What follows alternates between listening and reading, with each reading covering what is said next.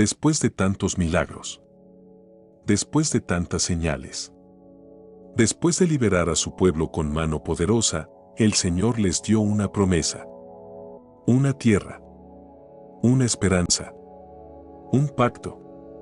Pero el corazón del hombre siempre tiende a desviarse. Moisés había subido al monte Sinaí. 40 días y 40 noches en la presencia del Dios viviente. El fuego, el trueno, la nube espesa, la gloria del Señor descendía sobre aquel monte sagrado. El pueblo lo había visto. Había temblado. Había prometido obedecer. Pero cuando Moisés tardó, comenzaron a dudar. El miedo, la impaciencia, la necesidad de algo visible, los llevó a hacer lo impensable. Reunidos alrededor de Aarón, le dijeron: haznos dioses que vayan delante de nosotros. Porque a este Moisés, el varón que nos sacó de Egipto, no sabemos qué le haya acontecido. A Aarón, débil ante la presión, cedió. Les pidió que le entregaran los arcillos de oro de sus esposas, hijos e hijas. Todo ese oro, el mismo que habían recibido como botín en su salida de Egipto, fue fundido. Y con un buril, Aarón formó un becerro de oro. Entonces dijeron: Israel, estos son tus dioses, que te sacaron de la tierra de Egipto. Celebraron fiesta. Hicieron holocaustos. Ofrecieron ofrendas de paz. Comieron, bebieron y se levantaron a divertirse. Una escena trágica. El pueblo elegido se había entregado a la idolatría, pero nada de esto escapó a la mirada de Dios. Desde lo alto del monte, el Señor habló a Moisés con indignación: anda, desciende, porque tu pueblo, que sacaste de Egipto, se ha corrompido. Pronto se han apartado del camino que les mandé. Se han hecho un becerro de fundición y lo han adorado. El Señor estaba airado. Y le dijo a Moisés: déjame que los consuma en mi ira. Y de ti haré una gran nación. Pero Moisés intercedió. No pensó en su honra, ni en el privilegio de ser padre de una nueva nación. Pensó en la gloria de Dios. Le recordó al Señor sus promesas a Abraham, Isaac y Jacob. Imploró por misericordia, y el Señor se arrepintió del mal que había dicho que haría a su pueblo. Moisés descendió del monte, llevando en sus manos las 2 tablas del testimonio, escritas por el dedo de Dios. Pero lo que vio al llegar fue más de lo que su corazón podía soportar. El pueblo danzaba alrededor del becerro. Gritaban. Reían. Adoraban una imagen muda, sin vida. Su furor se encendió. Arrojó las tablas al suelo y las quebró al pie del monte. Tomó el becerro, lo quemó en el fuego, lo molió hasta reducirlo a polvo, lo esparció sobre el agua y se lo dio a beber al pueblo. Luego, confrontó a Aarón. ¿Qué te hizo este pueblo, que has traído sobre el tan gran pecado? Aarón, sin asumir responsabilidad, respondió: tú sabes cómo es este pueblo, que se inclina al mal. Me pidieron dioses. Les pedí el oro. Lo eché al fuego y salió este becerro. Excusas. Justificaciones. Pero la verdad era innegable: habían quebrantado el primer y más fundamental mandamiento. Entonces Moisés se puso en la puerta del campamento y gritó: quien esté por Jehová, únase a mí. Los hijos de Leví respondieron al llamado. Y con dolor, por orden divina, tomaron espada en mano y ejecutaron juicio. 3000 hombres murieron aquel día. Era un momento de purificación, de juicio, pero también de esperanza, porque aún quedaba un pueblo. Y Dios, aunque airado, no los había destruido por completo. Al día siguiente, Moisés volvió a subir al monte. Esta vez no para recibir leyes, sino para interceder con súplica y quebranto. Le dijo a Dios: este pueblo ha cometido un gran pecado. Se hicieron dioses de oro. Pero ahora, si perdona su pecado, bien.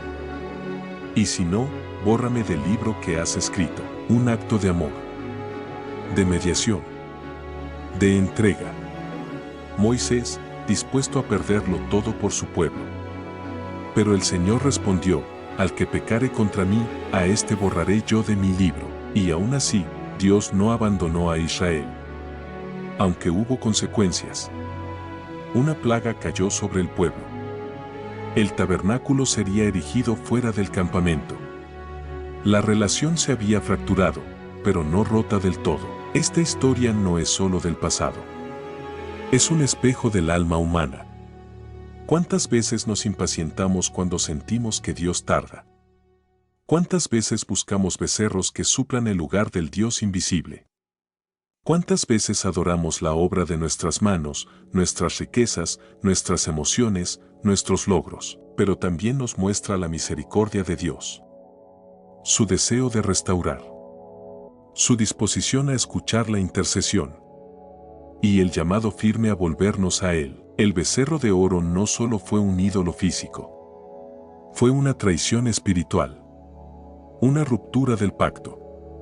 Pero también fue una oportunidad para que el pueblo, y nosotros hoy, entendamos la gravedad de la idolatría y la profundidad del amor divino. Moisés volvió a subir al monte.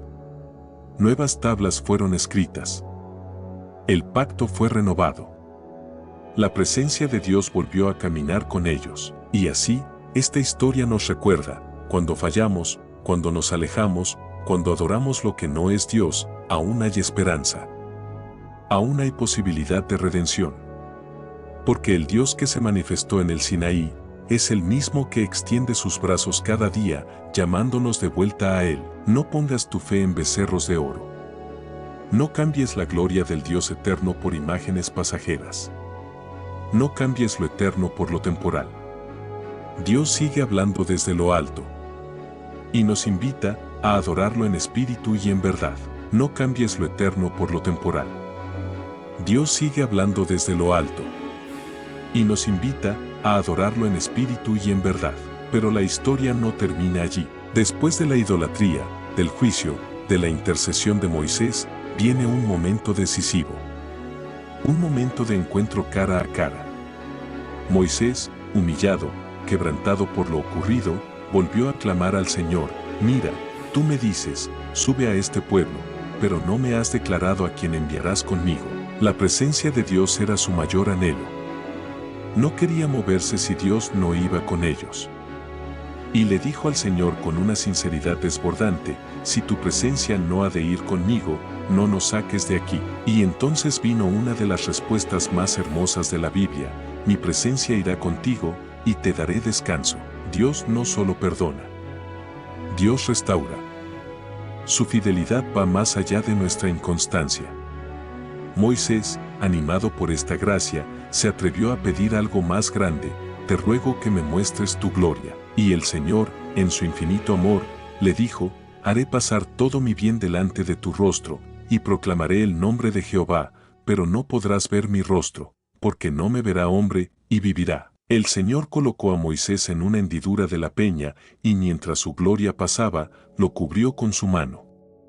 Solo pudo ver su espalda.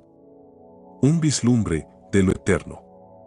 Una experiencia única, reservada para quien había clamado con un corazón puro. En este momento, Moisés recibió las segundas tablas de la ley. Y esta vez, cuando descendió, su rostro resplandecía. Tanto, que tuvo que cubrirlo con un velo. Había estado en la presencia del Altísimo, pero el pueblo no volvió a ser el mismo. Después del becerro de oro, Israel comprendió que Dios no era un ídolo más. No era un objeto para manipular. Era un Dios vivo, celoso, santo. Un Dios que no tolera la idolatría, pero que tampoco abandona a quienes se arrepienten. Este evento marcó la historia de Israel. Generación tras generación, los profetas recordaron este momento como una advertencia y como un llamado a no desviarse.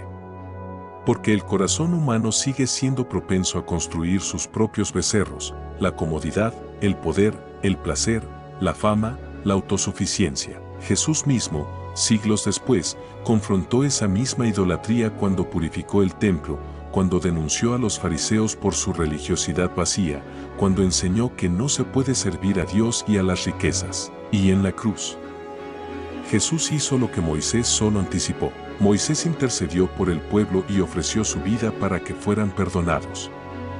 Pero no pudo cargar el pecado ajeno. Jesús sí lo hizo.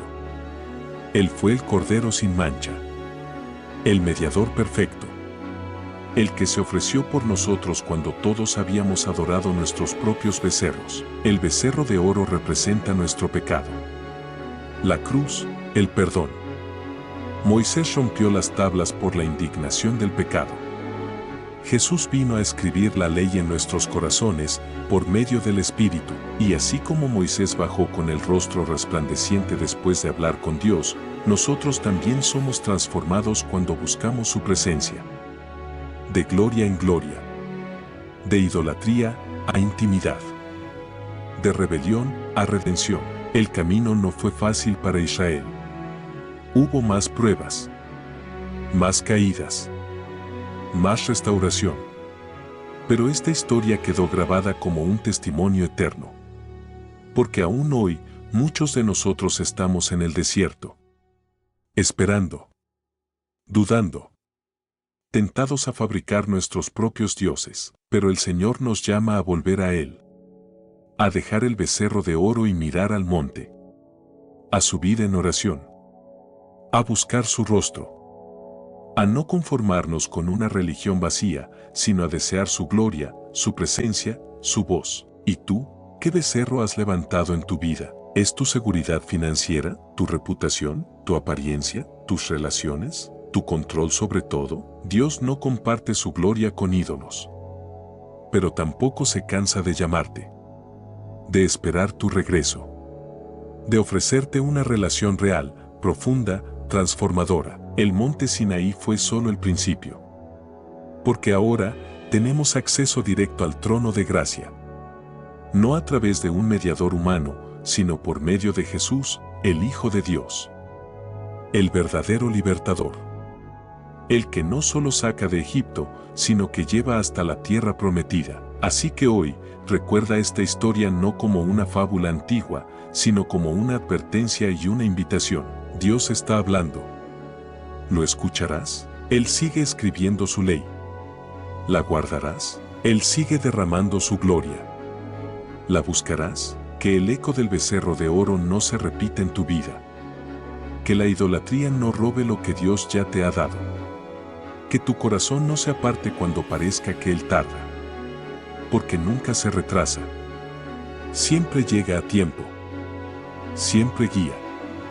Siempre perdona. Y lo más grande, su presencia, aún quiere caminar contigo. El becerro de oro fue destruido. Pero la herida que dejó en el corazón del pueblo, tardó en sanar. Porque no se trata solo de eliminar una imagen. Se trata de arrancar una mentalidad. La esclavitud de Egipto ya no los ataba con cadenas, pero seguía viva en su manera de pensar. Ese es uno de los mayores desafíos para todo creyente. Salir de Egipto no es solo cambiar de lugar, sino de corazón. Dios no los había llamado solo para ser libres físicamente. Los llamó para ser su pueblo santo. Para andar en justicia. Para reflejar su gloria entre las naciones. Pero eso requería algo más profundo. Un cambio interior. Una transformación espiritual. Por eso, después de este evento, Dios comenzó a revelar algo mayor, la construcción del tabernáculo. Un lugar de encuentro. Un espacio donde el Dios eterno habitaría en medio de su pueblo. No distante. No lejano. No inaccesible. Sino presente. Cercano. Y cada detalle del tabernáculo, cada instrucción, cada material, tenía un propósito. Porque apuntaban a una realidad celestial. El altar, el arca, el velo, todo señalaba hacia una relación restaurada. Un camino de regreso a la comunión. Hoy, ese tabernáculo no está hecho de cortinas o columnas. Hoy, el tabernáculo, somos nosotros. El Espíritu de Dios no habita ya en un templo físico. Habita en ti, si lo has recibido. Tú eres casa de Dios. Tú eres santuario. Tú eres portador de su presencia. Por eso, cada vez que levantas un ídolo, no solo ofendes al Señor, estás profanando su morada. Pablo lo escribió con fuerza, ¿no sabéis que sois templo del Espíritu Santo? ¿Que no sois vuestros? Fuisteis comprados por precio. ¿Y cuál fue ese precio? La sangre del Cordero. No de un animal, sino del Hijo Eterno. Entonces, ¿cómo responderemos? El becerro de oro fue un acto de traición, pero también un recordatorio de cuán fácil es desviarse cuando no estamos atentos a su voz. Hoy, no adoramos estatuas, pero sí a veces adoramos nuestros deseos, nuestros planes, nuestro propio entendimiento, y el Espíritu Santo nos llama, nos redarguye, nos despierta, nos invita a volver a lo esencial, a una fe pura, a una obediencia sincera, a un amor que no se vende, ni se cambia, ni se mezcla con otros afectos, porque Dios no busca multitudes. Busca adoradores, no busca seguidores por conveniencia. Busca hijos rendidos de corazón. La historia del becerro de oro también nos muestra que los momentos de espera son momentos de prueba. El pueblo esperó 40 días y se desesperó. Pero la verdadera fe espera, confía, persevera. ¿Qué haces tú cuando parece que Dios guarda silencio? ¿Te fabricas un becerro? ¿O entras en oración? ¿Buscas consuelos artificiales? ¿O esperas en la promesa? A veces, Dios guarda silencio para probar lo que hay en nuestro corazón. No porque se haya ido, sino porque quiere revelar en nosotros lo que aún necesita ser transformado. Y es ahí, en medio del desierto, cuando decidimos, ¿seguimos adorando al Dios invisible o al Dios que nos inventamos? Pero no todo es juicio. También hay gracia, porque este mismo Dios que descendió con fuego al Sinaí, descendió siglos después como un niño en Belén. Y vivió entre nosotros. Y caminó con nosotros. Y fue crucificado por nosotros. Y ese Dios resucitó. Y prometió, yo estoy con vosotros todos los días, hasta el fin del mundo. Ese es el Dios al que adoramos.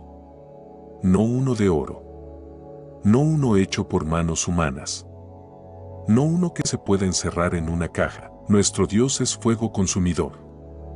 Pero también es ternura inagotable. Es justicia perfecta. Pero también es abrazo de Padre. Y ahora, Él está buscando un pueblo que no repita la historia de Israel en el Sinaí, sino uno que lo adore en espíritu y en verdad. Un pueblo que no se arrodille ante ídolos, que no lo reemplace por las distracciones del mundo, que no se conforme con religiosidad, sino que anhele su gloria. ¿Serás tú parte de ese pueblo? ¿Serás tú de los que se levantan como los levitas y dicen, yo estoy con Jehová? ¿O seguirás girando alrededor de un becerro, esperando que te salve, que te hable, que te dé sentido? Hoy, puedes tomar una decisión. Derriba los becerros de tu vida. Rompe con la idolatría. No vivas más esclavizado al oro, al ego, al miedo, al placer. Porque eso nunca será Dios. Vuelve a la roca. Vuelve al monte. Vuelve a su presencia, porque el mismo Dios que perdonó a Israel, te está llamando por nombre. El mismo Dios que perdonó a Israel, te está llamando por nombre. Te llama no solo a dejar los ídolos, sino a ocupar el lugar que Él soñó para ti desde el principio. Un lugar de intimidad, un lugar de propósito, un lugar de presencia. Porque tú no fuiste creado para girar alrededor de imágenes vacías, sino para habitar en la luz del Dios viviente. Y cuando eso sucede, cuando decides dejar el becerro de oro, cuando eliges esperar aunque no veas, cuando decides caminar por fe y no por vista, entonces algo comienza a cambiar en tu interior. La idolatría te desfigura, la presencia de Dios te transforma, y así como Moisés bajó del monte con el rostro resplandeciente, tú también puedes reflejar su gloria en medio de este mundo caído, porque esta generación también necesita ver un testimonio vivo, necesita hombres y mujeres que no se inclinen ante el becerro de la cultura, del dinero, de la fama, del hedonismo, necesita ver adoradores verdaderos, disciplinados, firmes, apasionados por Dios, humildes, pero llenos de autoridad espiritual, y tú puedes ser uno de ellos. Quizás piensas, he fallado como Israel. He construido mis propios ídolos. He apartado mi corazón.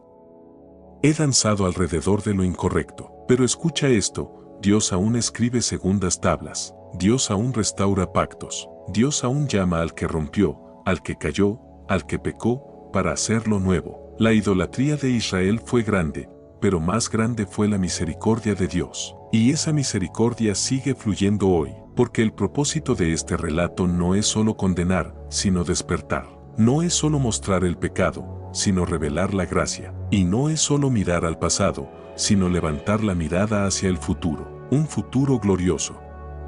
Profetizado. Anhelado. La Biblia dice que llegará el día en que toda rodilla se doblará, y toda lengua confesará que Jesucristo es el Señor. Ese día, no habrá becerros, no habrá confusión, no habrá mezcla, solo habrá un solo trono, y uno sentado en él, y los redimidos cantarán con voz fuerte: digno eres, porque fuiste inmolado, y con tu sangre nos has redimido para Dios, de todo linaje, lengua, pueblo y nación. Ese es el destino eterno del que decide romper con los ídolos. Ese es el llamado del cielo sobre tu vida. Así que no te detengas, no mires atrás, no pongas tu corazón en lo que el fuego consume, póntelo en lo que permanece. Levántate como adorador, vuelve a las alturas del monte, escucha la voz que aún resuena. No tendrás dioses ajenos delante de mí, y cuando tu vida se alinee con esa verdad, descubrirás que no necesitas oro para tener valor. No necesitas una imagen para tener dirección. No necesitas un ídolo para tener identidad. Porque tu Dios es suficiente. El Dios que te llama por nombre. El Dios que escribe su ley en tu corazón. El Dios que te forma en el desierto. El Dios que no se rinde contigo. El Dios que restaura, que transforma, que permanece. El Dios verdadero. Eterno. Fiel. Él está aquí. Él te está esperando.